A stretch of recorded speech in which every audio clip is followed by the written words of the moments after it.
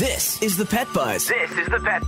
And here's the dynamic pet duo. Joining us to talk about fleas, ticks, and preventative products is veterinarian Dr. Rosslyn Biggs from Oklahoma State University College of Veterinary Medicine. So, Dr. Biggs, welcome to the Pet Buzz today.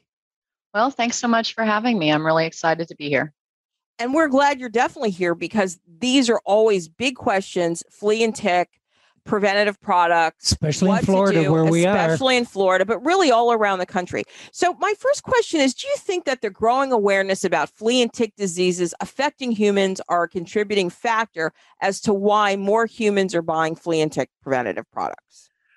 Well, I definitely think tick-borne diseases in humans it's creating an increased awareness. I think with the numbers we see out of the Center for Disease Control, in particular, those tick numbers, tick-borne diseases from 2004 to 2018 more than doubled of human infections of tick-borne diseases. And in 2018, I double-checked those numbers actually just yesterday in preparation for this morning. And those numbers were about 47,000 human tick-borne disease cases in 2018. I also think we're all still battling through this pandemic, right? And so I think we're seeing an increased awareness of those diseases or one health perspective of those diseases that can impact both animals and humans.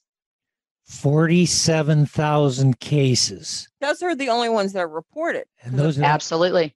We know there are a lot of unreported. Mostly unreported. Mostly. And I've had family members with tick-borne diseases, and it's even my husband, where we were having discussions with his personal physician that, I said, could this be tick-borne? And so you're exactly right. We have a number that are probably never reach those CDC numbers. Thank goodness for One Health today anyway. So why are cats and dogs the perfect host for fleas and ticks? Well, cats and dogs are always perfect at my house. And but I think, as I was taking care of things this morning, they're right at that level where fleas and ticks like to live. They're in grass, they're in that brush, and it's the perfect opportunity for those external parasites to hop on board and use our cats and dogs as host for meals. Yeah, and also that nice thick fur. They can get nice and warm at the skin level, I think. Absolutely. It's a great place to hide. Okay, so as a result of these insects feeding off dogs and cats, and give us an idea, what are some of the health problems that can affect our animals? We talked about humans, but now let's talk about some animals. Sure. Well, I should note that here at Oklahoma State University at the College of Veterinary Medicine, we do house the National Center for Veterinary Parasitology. So a great deal of research comes from my colleagues through that program. And it's important to note that ticks, in fact, aren't insects themselves, that they're actually in a similar family as spiders, scorpions, and mites. They're joint-legged invertebrates, to get fancy with it, or the arachnid group. And so, but the diseases we are often familiar with in humans can also impact our companion animals as well. Things like Rocky Mountain spotted fever, Lyme disease, tularemia. Folks may know that commonly as plague. We can also see cytozoan or bobcat fever in our cats. And we see similar signs in our animals as we would in human infections. And they can be, the key about those health problems is it's not necessarily immediate. I notice a tick, for instance, on my dog. And she seems fine. I get it taken off.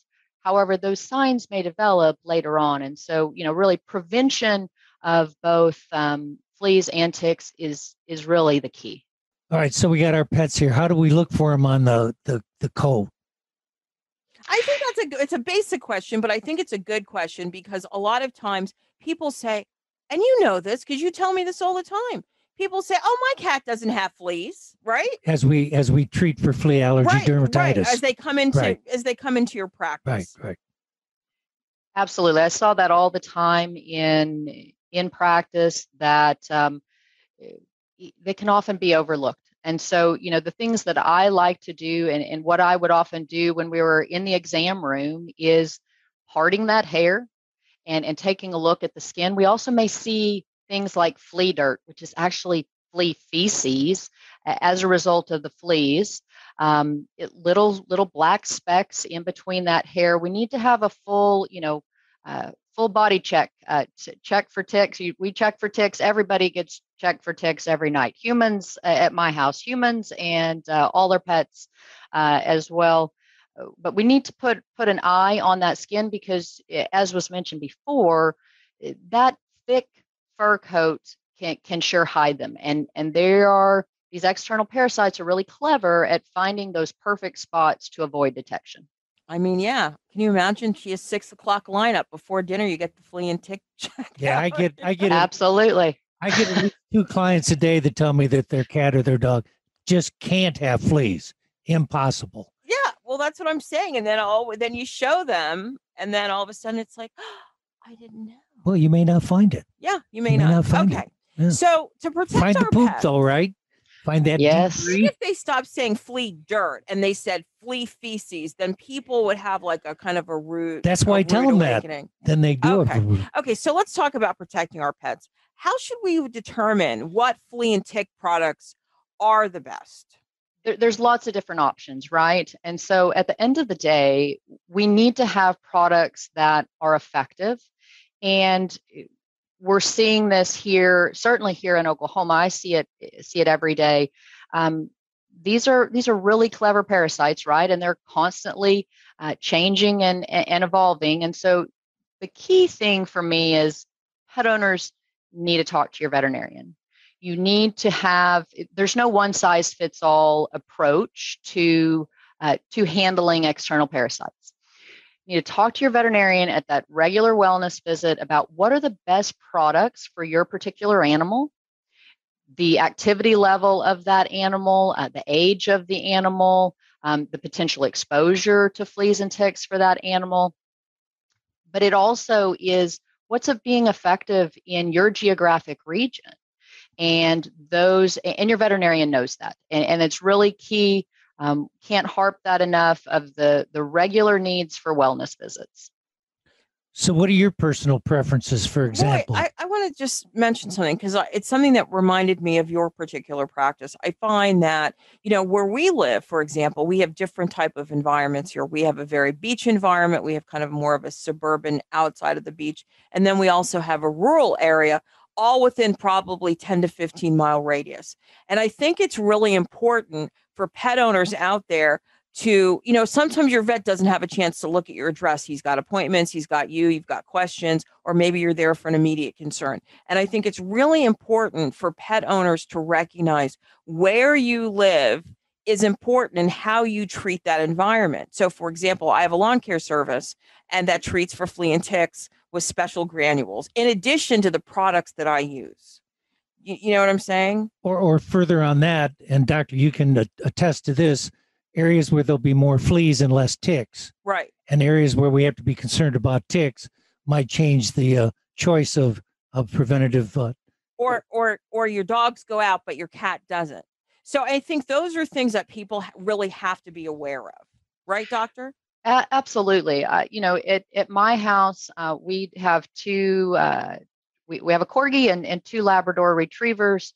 And you all know labs, they're constantly in the water. They are they're very accomplished AKC retrieving championships. I will probably offend my AKC friends because I don't know all of the titles, but we've had a lot of fun with them in their accomplishments. But we go right out the door, and one is jumping in the stock tank she prefers the stock tank to drink out of sometimes instead of her own water bowl.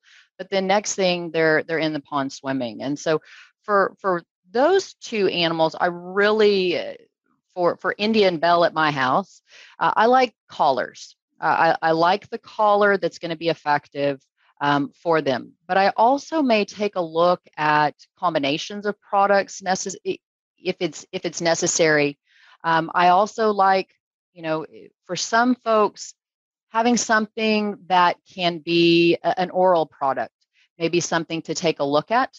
Our labs, they love their treats. And so it's ease and convenience of delivery. It's balancing that with the exposure of the animal in that environment and long-term coverage. And I can't also forget, it's also important, the economics of it too, is we want those preventatives, but we need to be paying for something that's going to be effective. Absolutely. You know what's really interesting? I don't know if you caught this, but maybe we should start calling her Queen Rosslyn. I know a queen who has corgis as well as Labradors. Very true. Now, when Very she true. gets dorgies, then we're gonna know. But since she has so many AKC friends, I don't think Queen Rosalind will be having any dorgies. Okay, so I had mentioned it before. I guess in addition to providing flea and tick meds, what do you think about treating landscapes too? Should that be a must? Yeah, this is a multimodal approach. Now, there's some areas at our place that we're not going to get back in the trees and the woods and get those mowed on a regular basis. But certainly the most common areas that that our cats and dogs have exposure to, in particular our lawn, that's going to be mowed frequently. We're also trying to control other animals, wildlife, even rodents, from entering those areas, avoiding things like, big wood piles or other areas that could serve as houses, homes for our rodent friends. We want to minimize those, and working with a service like you mentioned that can provide a topical application, so to speak, for our lawns. That's definitely something to think about. You mentioned about making sure that you have an effective product. So we might be talking about expense. Is it more expensive to buy the effective products, and should people invest in that? The key for me is almost always with I have a hard time coming up with exceptions. I'll tell you, you get what you pay for on these products. I think it's also important, you need to read the label and see what is the length of coverage on a particular product. For instance, I may buy a collar, but it may have several months of coverage. So that initial expense may go, well, that seems more than I'm used to paying. But when I take that of the cost per month of coverage, it's in fact less.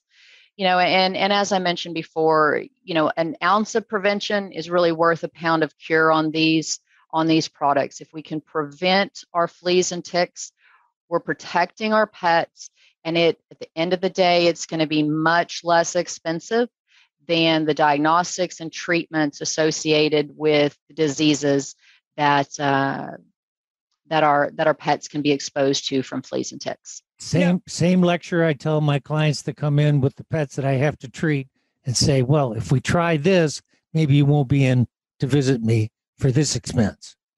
Absolutely. One suggestion that I started doing is I've always told people to put a Google alert on their pet food, because we've seen pet recalls and things that have happened. Mm-hmm. And I guess recently I started telling people to put a Google alert on their flea and tick products, not so much because of recalls, because of untimely deaths or various problems, but also because flea and tick products in the last few years, we've seen so much change, meaning 1 minute this product's in, the next minute this product's out, and then something else comes along, whether it's a chewy, whether it's a collar, whether it's a spot on.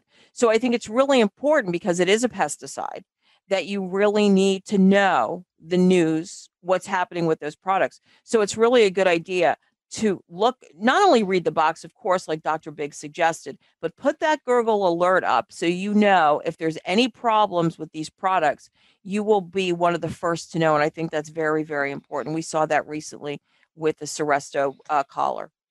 Don't you agree, Dr. Foote? I do. Okay. Lastly, Dr. Biggs, I think this is an important factor, because we talked about expensive products.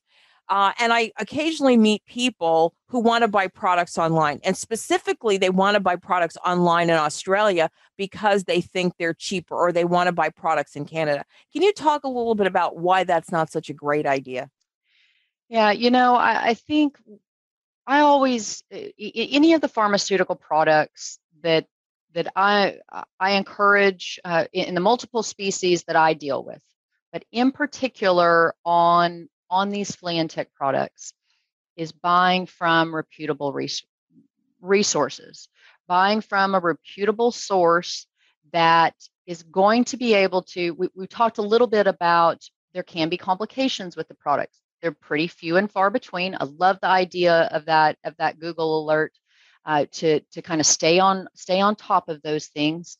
But I definitely encourage folks to work with their veterinarian to find the best option of a source for them to get these flea and tick products.